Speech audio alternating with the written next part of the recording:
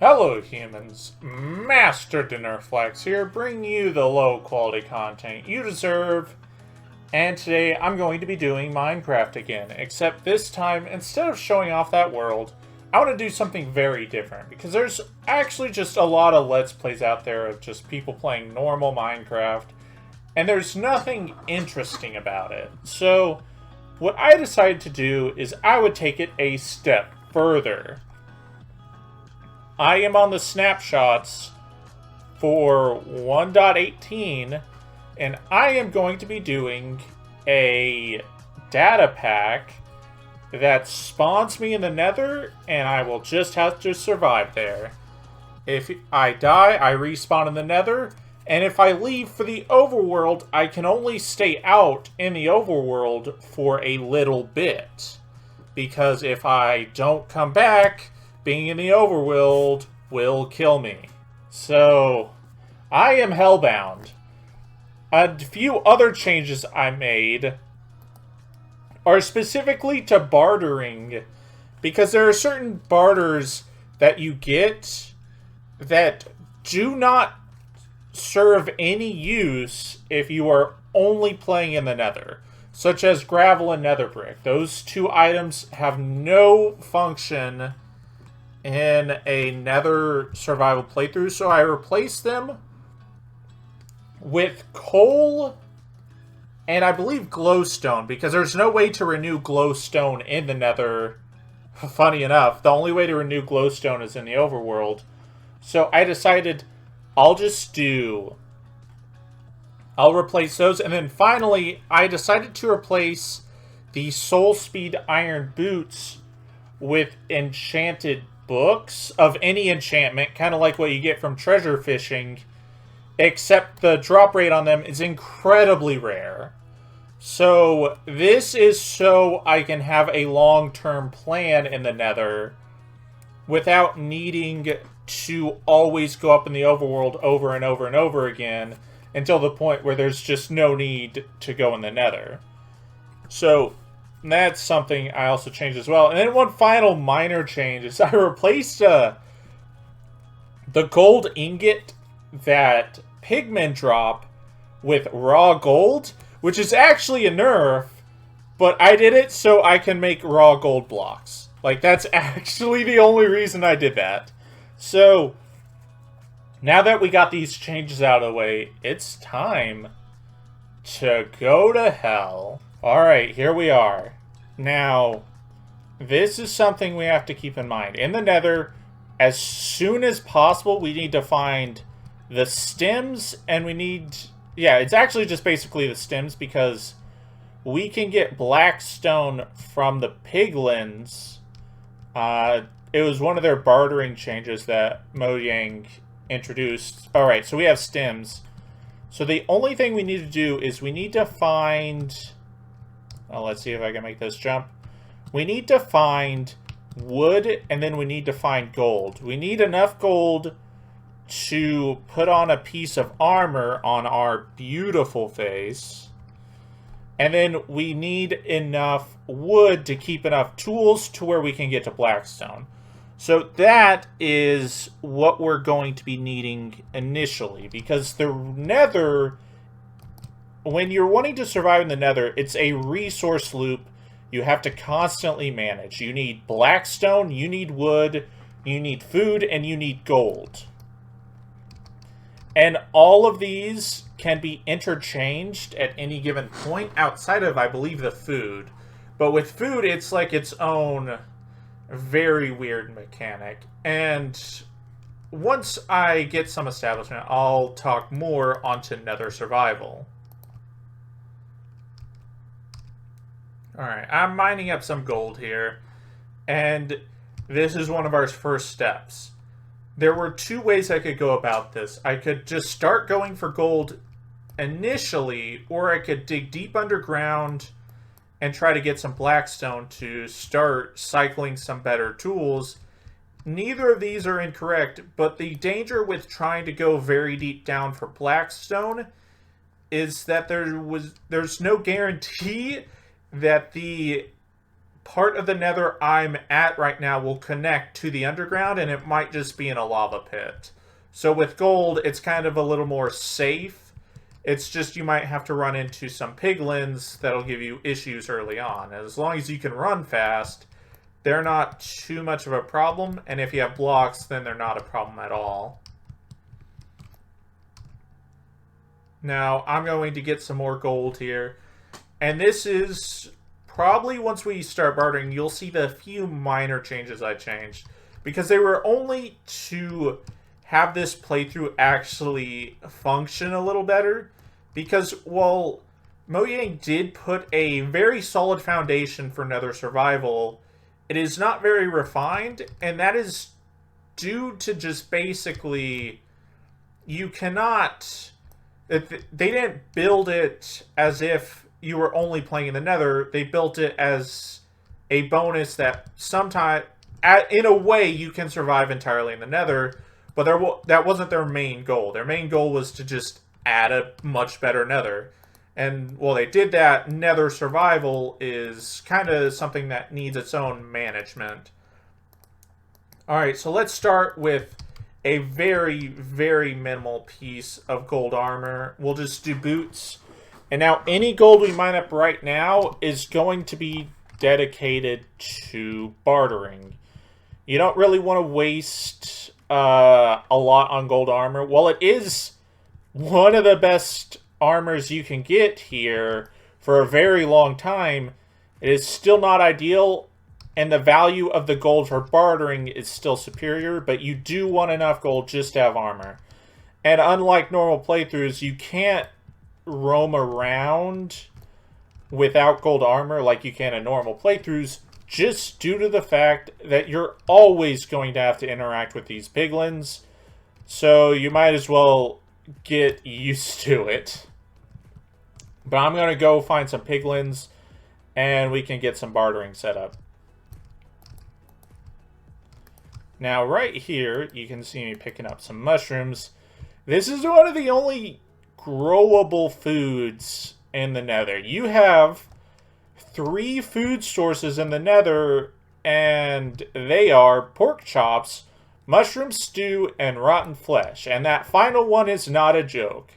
There are multiple scenarios where you might start a killing spree against a lot of pigmen, and if you're going to do that, you're going to end up with a lot of rotten flesh, and there's not a lot of food in the Nether, so cannibalism is always an option, which, to be fair, they're pigmen, they're not humans, but yeah, I would still consider it cannibalism. You might need to eat on them to survive, because there's only so many mushrooms, and there's only so much food, and you need to use a lot of food here, because you have to jump a lot, you have to run a lot, you have to do so much to not end up dead. Finally. I have been combing around for this piglin over here. I've been looping, trying to mine up gold, trying to find everything. But I finally found a piglin. And this is how we are going to start. We want to see blackstone right now.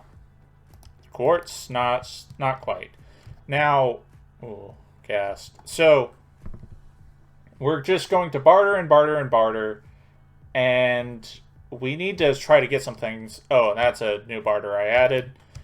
Coal, just so this playthrough can actually work, and coal is also, I guess, lore friendly, because piglins actively hunt wither skeletons, so it's not too crazy to say, yeah, they might have some coal on them.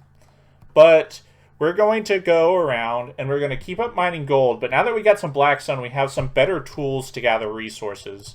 We need to come across more ways to get food. We need to build ourselves a shelter, because I still hear that gas, which I don't think you guys can actually hear. And we need to... Ooh, that's actually very handy.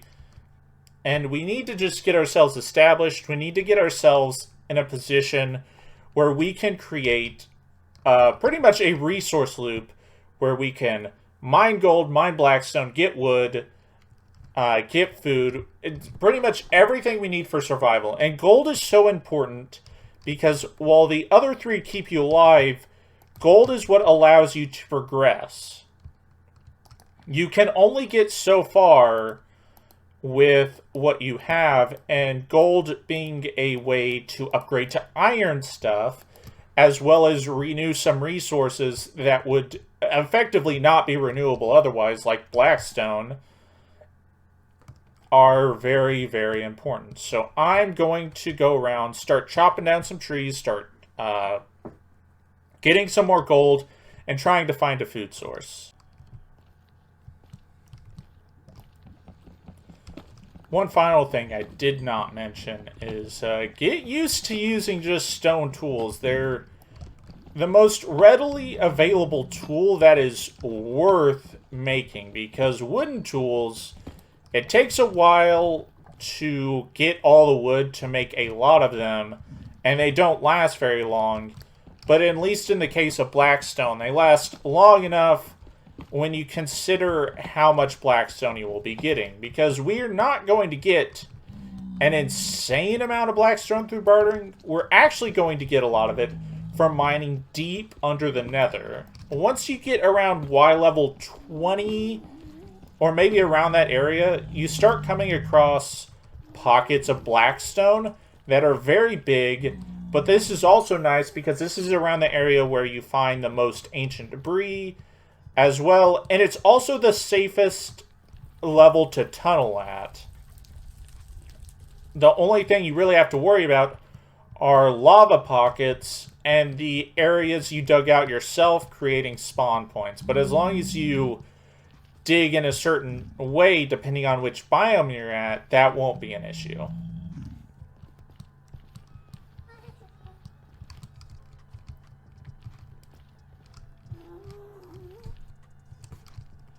Thinking about it, I really need to get away from that biome. Ghast are a miserable mob in these kinds of playthroughs. Not only are they ghast, but in addition, they are also creepers in the overworld, as they can ruin any project. But creepers at least get rid of themselves in the process of griefing. Ghast do not. So they are not fun to deal with. So it's best to build and focus on projects in areas where ghast have minimal to no spawn rates. And Soul Sand Valleys are where they have the most. Nether Waste are second. And Basalt are third. And the other two don't spawn them outside of very small pockets of non-warped or Crimson Forest. So I'm going to continue bartering and getting resources, and we're going to see if we can find a pretty safe location to start setting up. Alright, time for the most important tool to be constructed. That is the hoe. Now, that's not as much of a joke as you would think.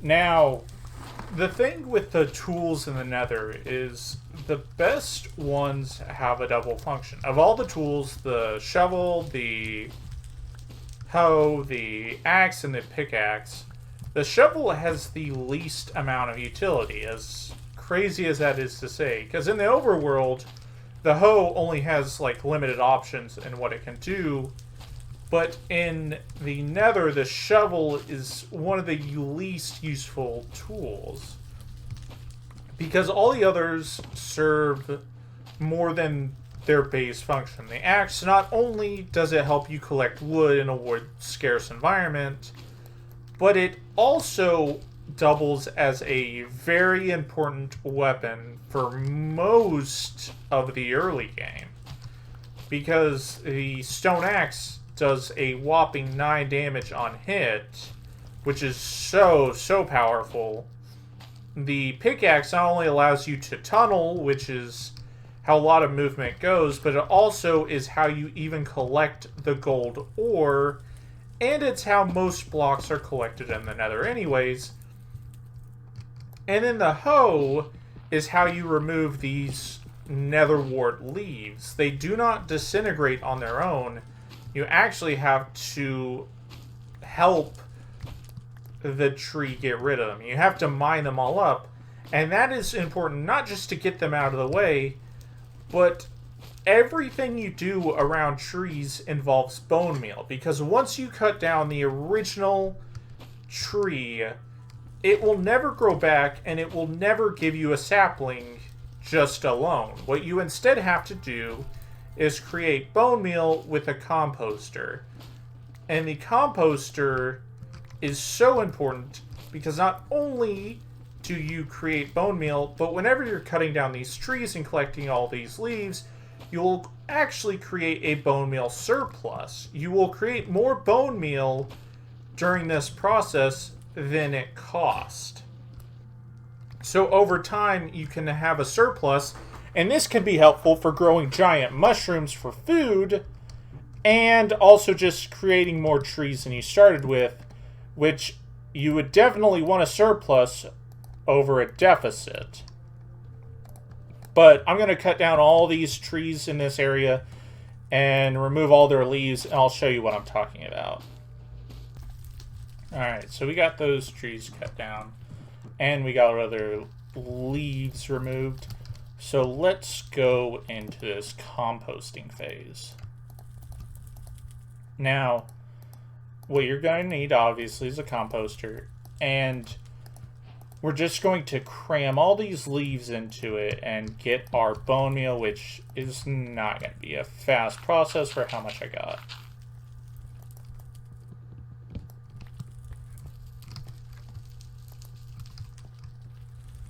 Alright, we got that all composted, and we have 28 bone meal.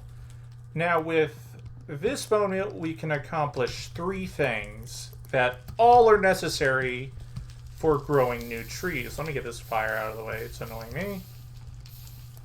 So this bone meal, like I said, accomplishes 3 things. It regrows the nylium on netherrack. This doesn't regrow naturally. You have to use bone meal to get it to spread to the next block. The second thing is it grows the natural plant life on top of the nylium, mainly these crimson roots, but in addition, it can grow this. The crimson fungus, or fungi, which is a fungus. Now, this is what you use to create a tree. Even though technically it's not a tree, this is what you use to get your wood. And what you do is once you grow one of these through this process, you then bone meal it, and then it creates a new stemmed tree. So in the process, you cut down, you grow the nylium, you grow the fungus to grow the tree, which will get you bone meal to do this process again. Now, this is a small tree, and in addition, I also used bone meal a lot for the demonstration rather than doing it properly. So I'm actually going to have a bone meal deficit here, but that's fine because I got a lot of bone meal from the start, so I was okay with being a little wasteful just to show you this process. So we now have some composting material, the crimson roots, and the leaves themselves. And this can help get our bone meal supplies back up. And if it wasn't for the fact that I demonstrated everything to do, we would actually probably have a little more bone meal than when we started that process. And I'm going to loop this process over and over again in an attempt to get wood. But as of right now, I don't think I need that much wood because I'm already doing pretty well on it. In addition, I already have enough stone. What I want now is a place to call home and a safe place to store my items and set a respawn anchor. And I think I'm going to go deeper into this Crimson Forest to do this.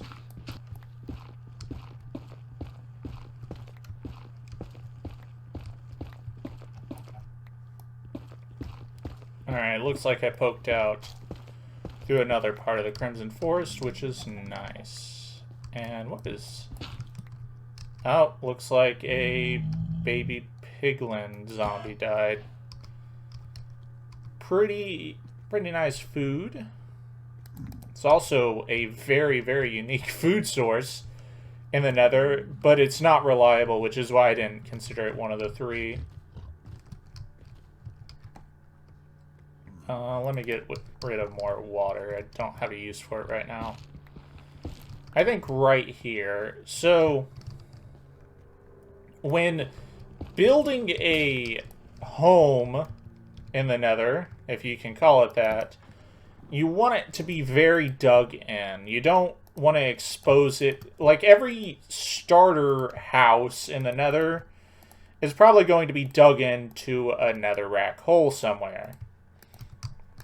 You don't really want to waste blocks on just putting up walls, especially when you know gas can make that process very difficult. In addition, you don't have access to very many blocks to begin with. So we're just going to build ourselves a netherrack hole, and we're going to use this place to set up some storage. And the doors we want to use, we have a few options. So we can start with trapdoors. And what you do with trapdoors is you set them up like this. And now to open them, you crouch down and go through. The reason we don't want to do normal doors is because piglins can open them. And that can be very, very, very bad. But another option we have is to open doors the wrong way. Like, this door is technically open, and now it's closed. They're not going to open an open door. They're going to open a closed door, which will do this. That is another option. But I personally like doing the trapdoors instead. And that is for a process I will be showing fairly soon. Now, this is why I wanted to add coal to this playthrough. It's just so we can accomplish this right here. These are soul torches. Now, we don't want piglins in our base. We're fine with them, and we're definitely wearing gold armor, so they won't kill us. But we don't want to deal with them because they still get angry every time we open a chest or do anything like that. So a way to keep them out of the base is with soul torches. But in a like if you were to do it completely vanilla, that's not possible. And it just creates this awkward layer of trying to go to a fortress to kill some wither skeletons, when fortresses are not exactly the easiest to get to when you start with nothing. Which is why I edited this playthrough just a little bit, just to make this process a little easier to understand, as well as just make it a little more fun, because constantly fighting to try to find places that won't really be there is not a very fun process. And it's also why, while I am doing like this nonsense Bear Grylls stuff, in reality I want to work on this like data pack more to create an actually really fun playthrough to do only in the Nether. So if you guys want me to continue with this data pack and work on it more and kind of give the Nether an extra layer of living conditions, just so you can have a full-on fun playthrough with it, let me know, and I will just continue to work on it more. But now that we got some storage, I can start putting stuff up, which feels very nice. I'm also going to set aside some secondary resources in here, just in case I die or something happens. But now I can make another thing, because we got some spectral arrows from bartering. I'm going to make a bow. This is obviously very important. If you can end a fight without being in range of being attacked back, that is obviously a very great way to deal with some problems. One final thing I want to do in this area is this nether rack hole is going to be worked on, but until then, we need to make it spawn proof. And there's a few ways to go about this. But any solid block, a hostile mob can spawn on the nether. And that doesn't care about the light level. So what we need to do is make sure every full block is no longer a full block. And this is one of the ways to do it. You can cover the surface in buttons or pressure plates or slabs. Slabs obviously can get kind of annoying, especially with doorways like this, but this is a good temporary way to do with it. And as we get more resources to build with, we could get a little more creative and make it look way nicer. But you definitely want to spawn-proof your own house. It would not be fun to come in and just walk into a whole bunch of piglins. But to be fair, the soul torches right here can help it. But if you decide to not do this mod, like data pack, this is obviously not an option right now. So now that we got this out of the way, I'm going to continue to gather more resources, and we're going to try to set up for the end of this episode, and we're going to get everything we can. Alright, looks like we got some gold here. As you can see, I've got a warped mushroom on my hand, and this is honestly the best biome to set up in, because it has the absolute most for any one specific biome. It has piglins for bartering, it has wood for chopping down, and it pretty much is exclusively the only food source in this biome, in like all of the biomes, and that is cooked pork chops, which is the best food source in the nether. And we get those by killing hoglins, but hoglins absolutely fight back. And a good way to keep them away from you is just remembering to keep a warped fungus in your inventory. And then anytime they might be a problem, just set it down, and they have an absolutely crippling fear of them for some reason. So much so that they will let you kill them rather than be near them. So just let that be a thing. Always carry a warped fungus on you when roaming around, because they can come from above you. It's not just all your directions, but it's also above and below you that a hoglin can attack. But now that we got this, I'm going to make one last bit of gold, and we're going to do a little bit more bartering, and then I will call it here, because there's a lot I want to do with this, and I want to see your guys' reaction to this kind of playthrough.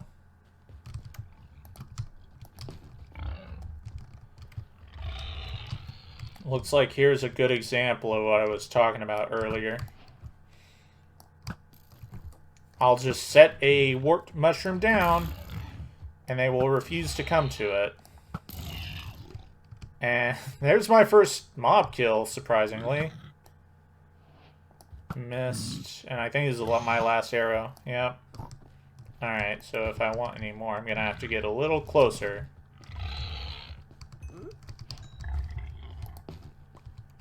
Alright, this is a tricky business, but let's go ahead and do it. And this is what I meant. They would rather die than get near this warped fungus. There we go. And let's go do the rest of our bartering. No.